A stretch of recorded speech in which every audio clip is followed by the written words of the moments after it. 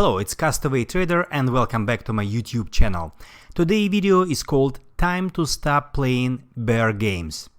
You may remember that my previous video was posted 2 weeks ago, and in that video I made a bearish prediction, and ES fell hard indeed, but it fell much less than I expected. In this video I will provide you with detailed explanation why I changed my mind, why I saw that bearish scenario is falling apart, and I will show you that even if I change that scenario, I managed to explain how my subscribers could make money on that unexpected change in the trend direction. 2 weeks ago I did not expect that change in trend. I did not expect it even last Monday, but I will show you what specific signs made me questioning the continuation of the move lower, and I will explain you at what specific moment I sent out several notes to my subscribers saying that I really doubt that we will get that move lower as I previously expected, and I will show you specific trade alerts I posted in my premium trading chat, and many subscribers who decided to follow me made really good money. Let's start. But before we start, I would ask you to read that important disclaimer. I'm showing you here specific trades I posted in my premium trading chat, and you will see that I really changed my mind early morning on Thursday right after open. I started to go long on SPY calls. I bought a bunch of those calls, and you can see here that some of those calls at the moment I posted them were underwater. That means that I'm pretty transparent with my subscribers, and if my subscribers decided to follow me, they would have been able to buy those puts even cheaper than I bought them. And you can see that at noon on Thursday I even added more SPY calls. I sold those calls on Friday at 11:32 a.m. pretty close to the very top of Friday, and I made around 150% of those SPY calls. And at Friday close, when we had the sharp drop, I reloaded those calls again. So in this video I will provide you with detailed explanation, and I will show you charts which made me enter those very profitable trades. Let's come back to that 5-wave up fractal. We are dealing with a huge 5-wave up fractal, which started at the lows of 2009. And in summer 2019, we tapped in wave A of 5, and we've been dealing with a corrective whipsaw for 2 months. In late July, August, September and early October, we've been in some whipsaw, corrective whipsaw, which we count now as wave B of 5 down. And it seems like we have finally started the very final push higher in the final wave C of 5, which is supposed to make a new all-time high, and which is supposed to complete that huge bull market which lasted for 10 years. Now I want to show you how that huge bullish 5-wave up fractal has been unfolded. First, you see the start in March 2009, ABC01, followed by corrective wave 2 down in October 2011. Then we got A of 3 tapped in May 2015, a corrective ABC down of B of 3, and another push higher in wave C of 3, and it tapped in September 2018. And of the top we got a corrective A down, B up and C down in wave 4 down, this is December 2018, and another rally which I counted as parenthesis A of 5, which tapped in July 2019. Once that rally started in December 2018, tapped in summer 2019, we were supposed to get a corrective wave B down before the continuation of the rally. And this is a zooming in picture into that 5-wave up fractal. We can see that those waves A of 5 and C of 5 were subdivided into 5 waves of a lower degree, smaller waves, and that corrective wave B of 5 was supposed to be structured as A down, B up, and C down. So you can see that red zigzag. Now let's zoom in again to see more details of that corrective ABC down move. It was supposed to hold over the low made by ES Mini in December 2019. And from here, we were supposed to get another 5-wave up rally, 1, 2, 3, 4, and 5, which is supposed to make a new all-time high in the final subwave C of the final wave 5 up. Now let's look at the actual chart. This is the count which was my primary count at the beginning of just last week. This is the low made in December 2018, and this is a strong rally, which at the top I counted here. That's the rally in wave A of 5, and from here we were supposed to get a corrective A down, B up, and C down. This is it. This is that corrective red zigzag I've just shown you on the fractal, on the 5-wave up fractal. This is it, A down, B up, and C down. Zooming in into that fractal, this is that ABC. You can see the first leg down in subwave A is subdivided into ABC, ABC of subwave parenthesis A down, followed by a corrective ABC up in subwave B up, and the final push down in subwave C, completing that wave B of 5, was supposed to have 5 waves. It was supposed to have an impulsive structure. Subwave C down has to have 5 smaller waves, 1, 2, 3, 4, and 5. Now I want to refer you to my article, which was called The Classic Elliott Wave Theory is Dead, Long Live the Modified and Better Elliott Wave Theory. That was the part 2, what is the harmonic Elliott wave and how it is different from the classic version of the wave principle. In that article, I explained why we always refer to that 5-wave up fractal, why again and again price keeps drawing that fractal on very different time frames, on very different instruments, stocks, futures, options, cryptocurrencies, you name it. And the explanation I provided in that article was the following. In 1962, Everett Rogers, a professor of rural psychology, published his book, Diffusion of Innovations. This book was based on his findings in research that examined how ideas are spread among groups of people. He identified 5 major stages of adoption of innovation, new idea, product or practice by members of a given culture. Rogers found out that new ideas are not adopted by all individuals in a social system at the same time.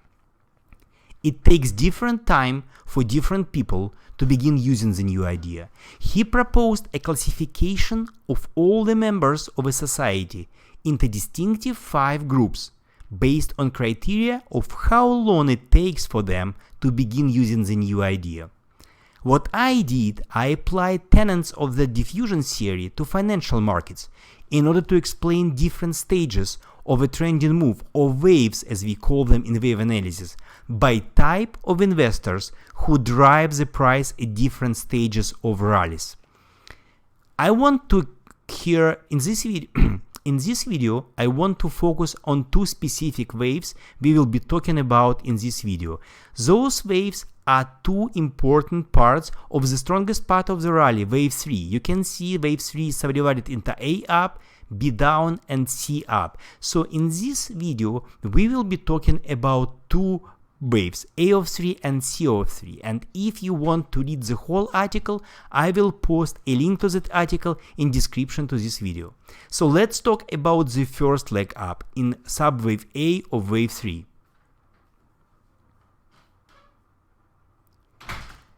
Subwave A of wave 3, the first leg up of wave 3, is driven by early adopters.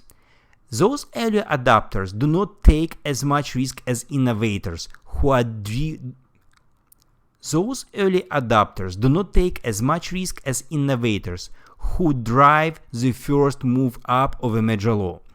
They tend to make more careful decisions as to whether or not to call a start of a new bullish trend. We will be waiting to get solid confirmation, like a bullish cross of the major moving averages. That does not happen in the wave 1 up, but it happens in the second leg of an unfolding rally, wave A of 3 up. Somewhere here you can see those moving averages aligning and pointing up. On average, there are 13.5% of a social group who could be considered early adopters. Now let's talk about the second leg up in wave 3 up. This is much stronger leg, and here I will provide you with potential explanation why wave C of 3 is normally stronger than the first leg up in wave A of 3. We can call the group of investors who join the bullish party at this point as early majority. When price breaks out over the preceding top of the wave A of 3, we are talking about breakout here, rally starts to accelerate in wave C of 3 and pullbacks become very shallow. This is when the rally finally begins to draw attention of wide crowds of so-called momentum traders. This type of traders is reasonably risk-averse and wants to be sure that their, or often more limited, capital is invested in assets that may quickly appreciate in price. So, as soon as price goes over the top, more and more people start to buy it. And this is why we have acceleration, and more people means more money. And more money means price moves higher. Now, I want to show you a couple of examples of the real-life examples so you would better understand what I'm talking about. On one chart of Intel, daily chart covering the period from 2013 until 2015, I'm gonna show you two 5-wave up fractals of 2 different degrees. First, we will be talking about that 5-wave up fractal. Look at that. It starts from here, wave 1 up, 2 down, wave 3 up, 4 down, wave 5 up.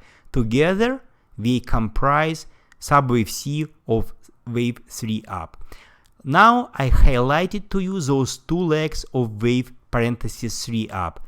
Look at that first leg, A of 3, and the second leg, C of 3. You clearly see that not only that second leg is bigger, but compare the slope of ascent. So that move up goes almost vertical without much pullbacks. Now, on the very same chart, I can show you another 5-wave up fractal of a higher degree. Look, here is the start of wave 1 up, 1, 2 down, A of 3, B of 3, C of 3, corrective wave 4, and the final ABC of wave 5. Again, I highlighted for you those two legs of a larger wave 3 up. Just compare the size of that first leg up with the size of the second leg up of subwave C of 3, and you now probably better understand what I mean when I'm saying that that specific look of two legs inside wave 3 is a very distinctive hallmark, a marker of the correct looking wave 3. Now, let's come back to the chart of ES Mini.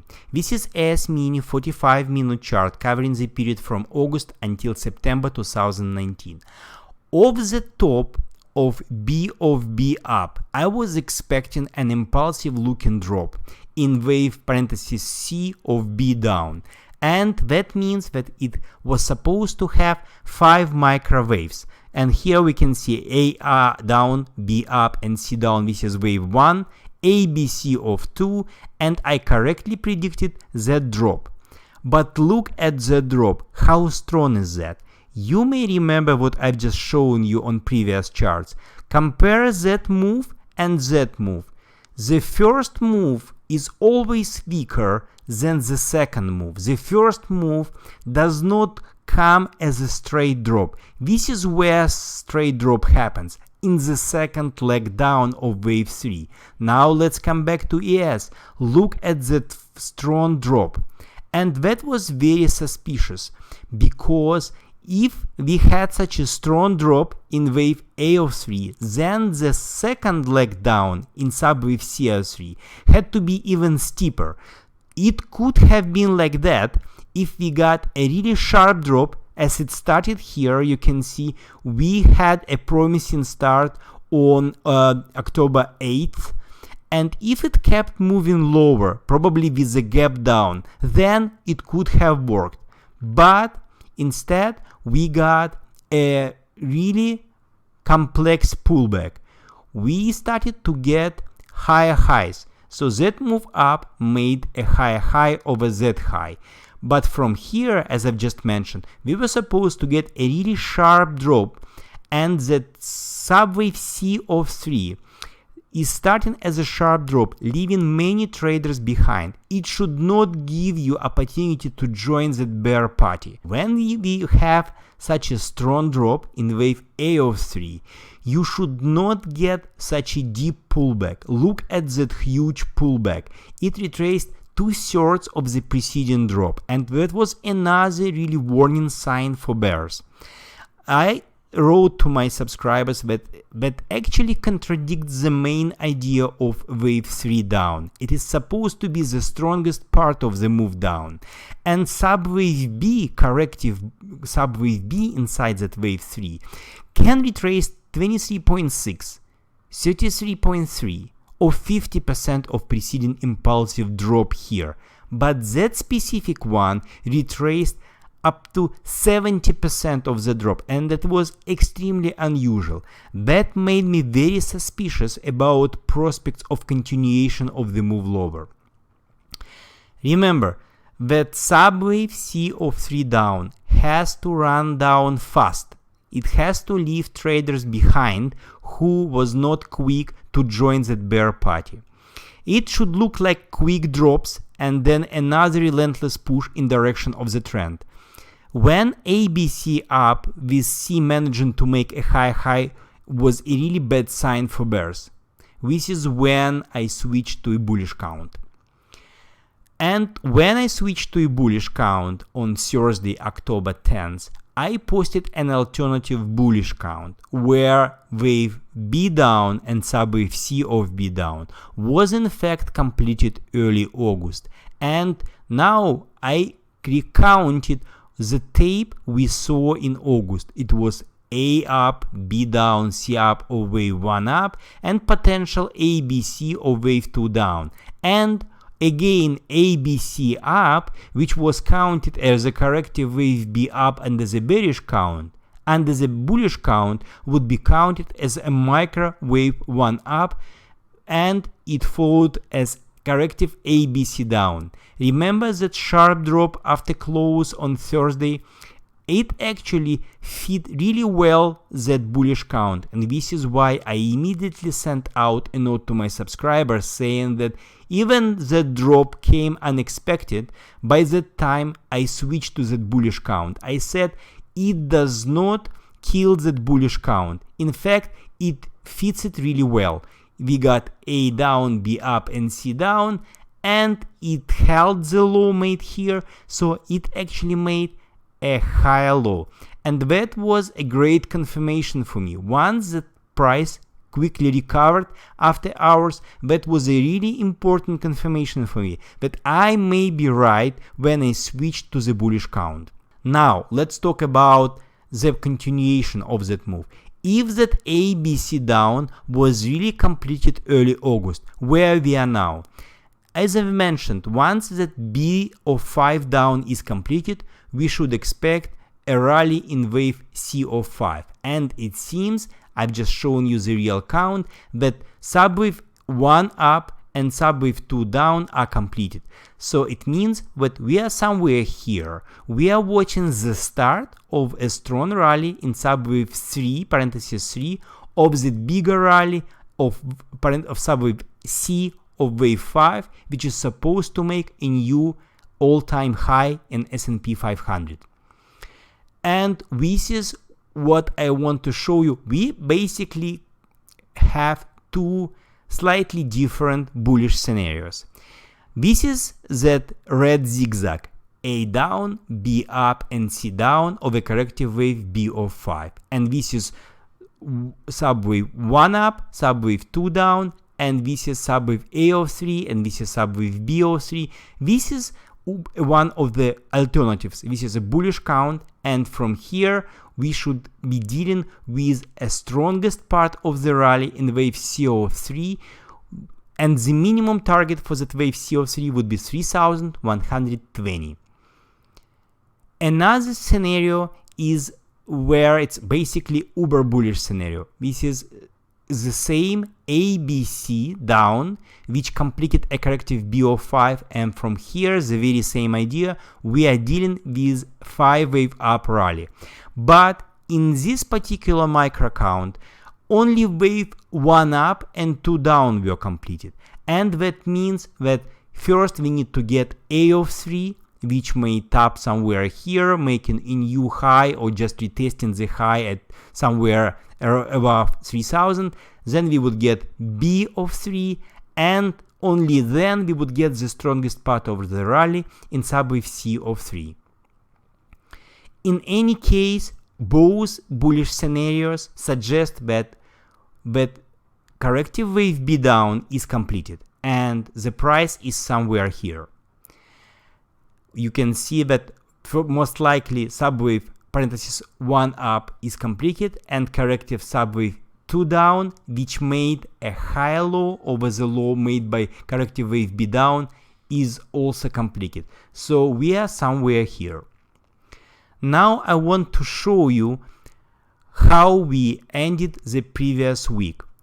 You may remember I showed you that screenshot of my premium trading chart. Those are trades which I made on Thursday and Friday, and on Thursday morning I loaded up on calls and I unloaded those calls on Friday at 11:32 a.m. and my average gain was 150% just in 24 hours. And again, this is what I post in my premium trading chart, which is available to all the subscribers of the premium chart. Every time I make a trade, I immediately post a trade alert.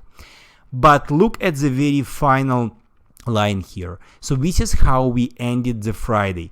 We ended Friday at 3:53 p.m. I reported that I reloaded all the SPY calls at the drop, the impulsive drop we saw at close. And you can see that I showed those red target box and green target box in advance. And this is why I unloaded my calls here. So once it got into the red target box, I unloaded my calls here, and I just waited for A down, B up, and C down, a corrective wave 4 of a lower degree, because I expect another push higher, which should target at least 3000 or maybe even higher. This is when I will unload those SPY calls bought at close on Friday.